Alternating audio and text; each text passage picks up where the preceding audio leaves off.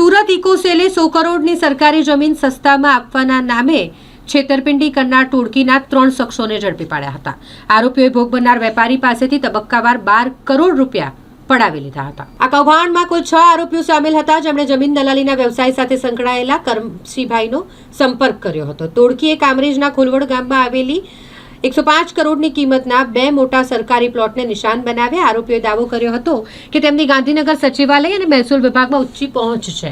આ 100 કરોડની જમીન માત્ર 15 કરોડના ખર્ચામાં તમામ પ્રક્રિયાઓ બાયપાસ કરીને કાયદેસર કરાવી આપવાની લાલચ આપી હતી. વિશ્વાસ કેળવવા માટે ટોળકીએ મહેસૂલ વિભાગ, સુરત કલેક્ટર કચેરી જેવા સરકારી વિભાગોના બનાવટી લેટર હેડ, સિક્કા અને બોગસ સહીઓવાળા પત્રો બનાવ્યા હતા. ખોટા સરકારી કાગળો જોઈને કરમસિંહભાઈએ વિશ્વાસમાં આવી 12 કરોડ રૂપિયા ચૂકવી દીધા. જમીનનો કબજો ન મળતા શંકા ગઈ અને તપાસ કરતા તમામ દસ્તાવેજો નકલી હોવાનું સામે આવ્યું. પૈસા પાછા માંગતા આરોપીઓએ સમય પસાર કરવા અને કેસને દીવાની સાબિત કરવા માટે પૈસા પરત આપવાનો કબૂલાત લેખ પણ કરી આપ્યો.